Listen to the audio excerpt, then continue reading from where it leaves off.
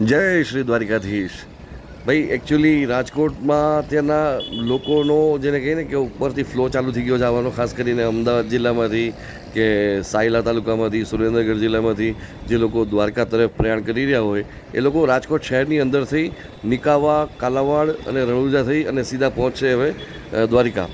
આ લોકોએ ઓલમોસ્ટ અઠવાડિયાથી 10 દિવસ અગાઉ જ અમદાવાદ જિલ્લામાંથી એટલે કે જે અલગ અલગ ગામોના સંઘો ભેગા થાય છે એ લોકો યાત્રા શરૂ કરી દીધી હતી અને હવે રાજકોટ પહોંચ્યા છે.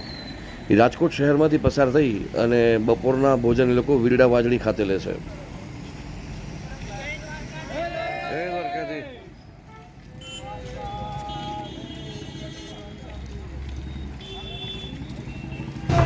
તો સમસ્ત ગામ ભાતથી દ્વારકા પગપાળા યાત્રા આ તમે જોઈ રહ્યા છો. અહીંયા 3 ટ્રેક્ટર ભરી અને ભાત ગામથી બધા ભાવિકો નીકળ્યા છે પગપાળા યાત્રા.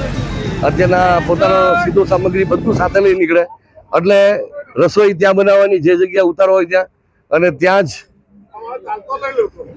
અને આ જુઓ ઓલરેડી 3 ટ્રેક્ટર છે, એક મોટું એક મિની ટ્રક છે, આ 2 ટ્રેક્ટર છે અને આ બધા ગામના વડીલો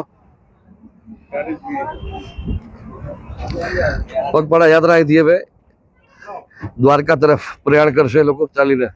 આ દ્રશ્યો તમે જે જોઈ રહ્યા છો એ સવારના 6:30 થી 7:45 વચ્ચેના છે ને આપણે રાજકોટના ગ્રીનલેન્ડ ચોકડીથી જે રણછોડદાસજી બાપુના આશ્રમ છે એ રસ્તા વચ્ચેના આ દ્રશ્યો છે.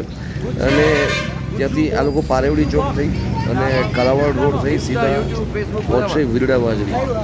એકચ્યુઅલી આ ટ્રેક ઉપર આમ તો બહુ બધા નાના નાના કેમ્પો આવતા હોય છે જે ચા પાણી અને ઠંડા પીણાની એ લોકોને સેવા આપતા હોય છે, પણ કોઈ જગ્યાએ એ લોકો અત્યારે ઊભું રહેવાનું એટલે પસંદ નહીં, કારણ કે શહેરની અંદર ટ્રાફિકની અંદર એ લોકો ઊભું રહેવા કરતાં સીધા જે મેઇન પોઈન્ટ છે ત્યાં જઈ અને લંચ લેવાનું વધારે પસંદ કરશે, જેથી કરીને સમયનો અને ઉર્જાનો જે છે વ્યય ન થાય.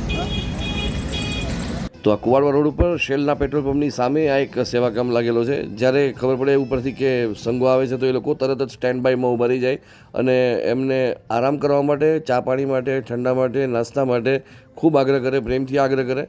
પણ એક વખત એ લોકોએ ગ્રીનલેન્ડ ચોકડી પાસે હોલ્ડ કર્યા પછી એ લોકો પછી મોટાભાગે ક્યાંય ઊભું રહેવાનું પસંદ નથી કરતા અને સીધા ત્યાંથી નીકળી જાય છે.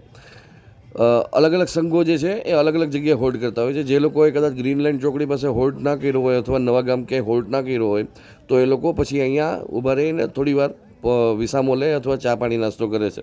મોટાભાગના લોકો પાણીની બોટલ સાથે લઈ અને ત્યાંથી નીકળી જવાનું પસંદ કરે, જેથી કરીને સમય બગડે નહીં. કયા ગામથી આવો છો? કેટલા લોકોનો સંઘ છે? 140. ક્યારે નીકળ્યા હતા? 14 તારીખે. 14 કેટલા વર્ષથી કરો છો? 40 વર્ષથી. 40 વર્ષથી. અને પછી બધું કેટલા ટ્રેક્ટર બધું સાથે લઈને નીકળો? 4 ટ્રેક્ટર ને 1 ગાડી.